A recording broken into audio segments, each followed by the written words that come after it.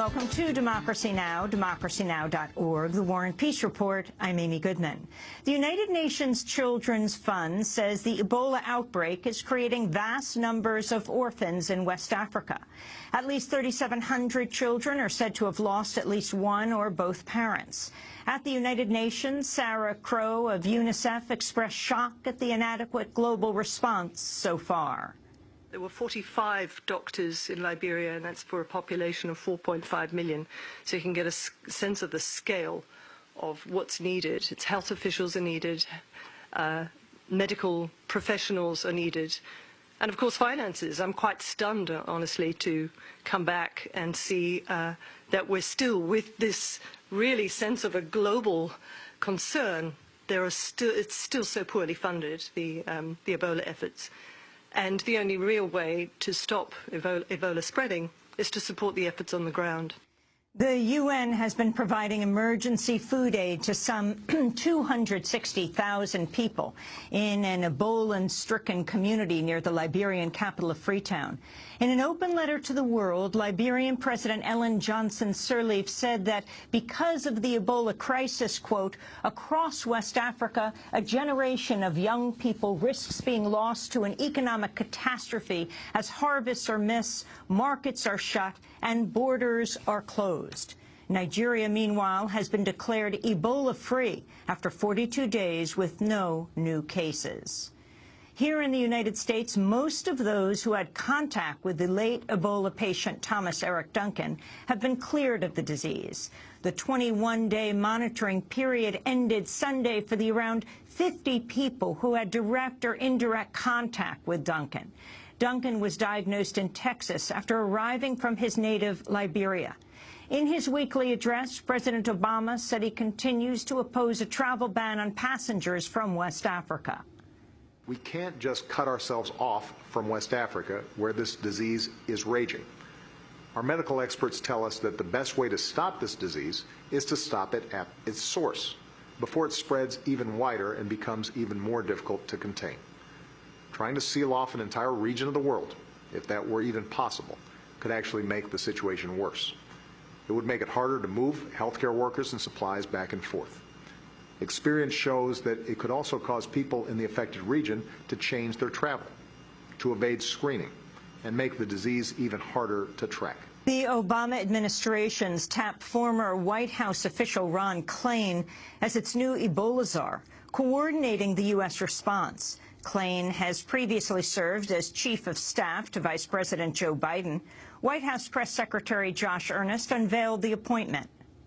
His area of expertise is in implementation, and that is exactly what is needed, is somebody who can coordinate this broad interagency response. We want to make sure that this tenacious response is up to the standards of the American people and up to the high standards that the President has set. And we are confident that somebody with Mr. Klain's management credentials, both inside government and outside government. Klain is in the position in part because the U.S. has no Surgeon General. President Obama's nominee, Dr. Vivek Murthy, has been held up for months after opposition from the NRA over his support for gun control. The Syrian town of Kobani is seeing its worst violence in days amidst the continued advance of fighters with the Islamic State. ISIS has launched fierce attacks on Kurdish fighters defending the town with the help of U.S.-led airstrikes. In two major developments, the U.S. has begun dropping air supplies of weapons and aid to the Syrian Kurds, while Turkey is now allowing their forces, the PYD, to cross over into Syria. Turkey's move reportedly came under heavy U.S. pressure. The Turkish government has been opposed to aiding the PYD, which it considers an extension of longtime foe, the Kurdistan Workers' Party, or PKK. At least 21 people have been killed and 35 wounded in a suicide bombing in the Iraqi capital of Baghdad. It was the latest in a string of attacks blamed on Islamic State. It comes as the Iraqi government has launched an offensive to retake the city of Baiji. A new round of violence has broken out in the ongoing conflict for control of the Libyan city of Benghazi. At least 75 people have been killed in 5 days of clashes between pro-government militias and rival forces. Libya's been roiled by militia fighting following the U.S.-backed ouster of Muammar Gaddafi in 2011. Tens of thousands have been displaced since the violence escalated in July. The Nigerian militant group Boko Haram has launched a series of attacks killing dozens of people, threatening a ceasefire announced Friday.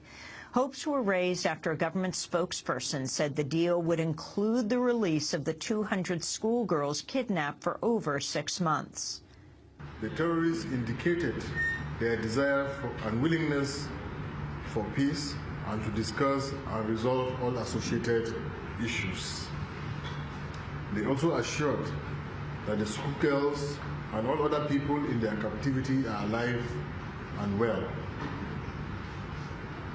Already, the terrorists have announced a ceasefire in furtherance of their desire for peace. In this regard, the government of Nigeria has, in a similar vein, declared a ceasefire.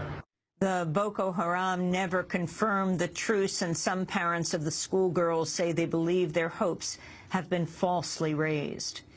Details have emerged of testimony given by Darren Wilson, the Ferguson police officer who fatally shot the unarmed teenager Michael Brown. According to the New York Times, Wilson has told authorities he feared for his life in the confrontation that followed him stopping Brown and a friend for jaywalking. That's walking across the street or in the street.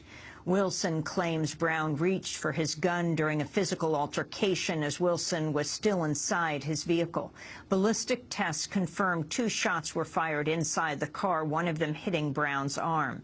It's unclear why Wilson then fired the fatal shots at Brown after he emerged from his vehicle. Witness accounts say Brown had his hands up and was trying to surrender when he was shot dead.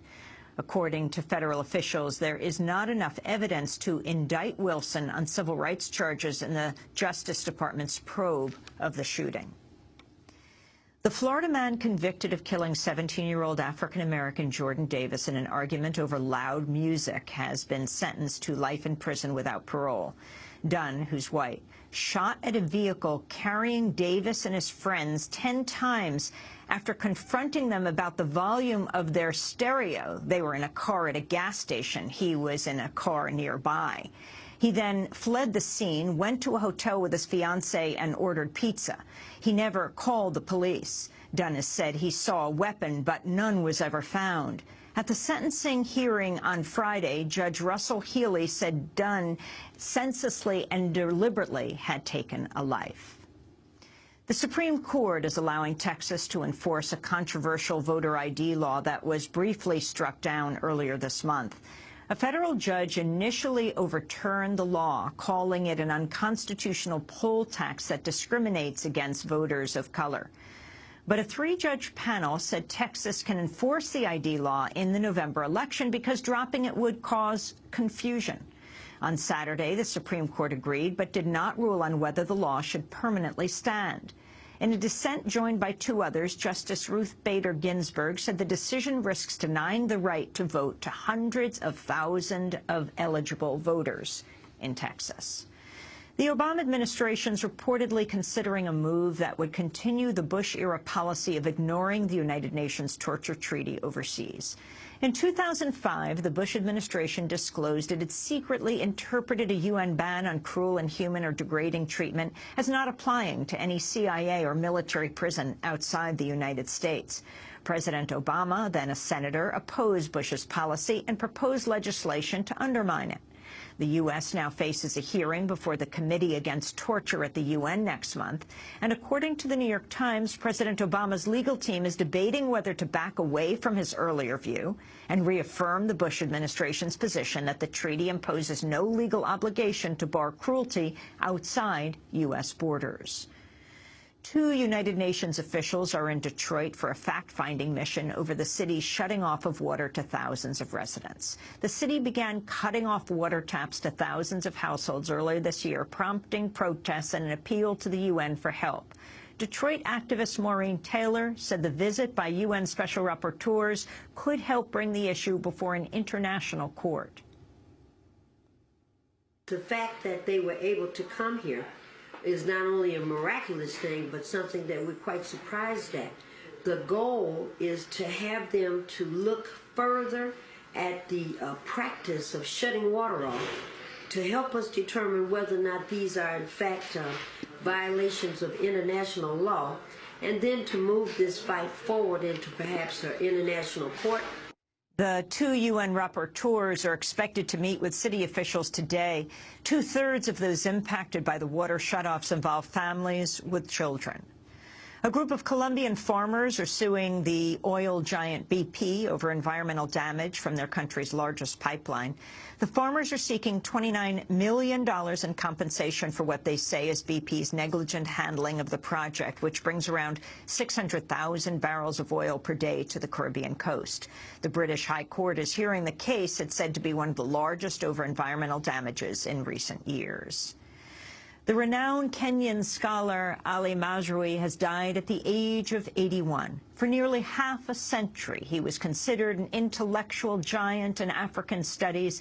In 2005, Foreign Policy and Prospect magazines named him among the top 100 public intellectuals in the world. Mazrui was the author or co-author of more than 20 books on African politics, international political culture, and political Islam, including Islam between globalization and counterterrorism. In 2009, I interviewed Professor Mazrui on Democracy Now! About the election of President Barack Obama, the first black president in the Western world. He talked about his hopes for Obama's presidency. At the moment, I'm not optimistic that he'll necessarily be just a peacemaking president with the conflicts that are on.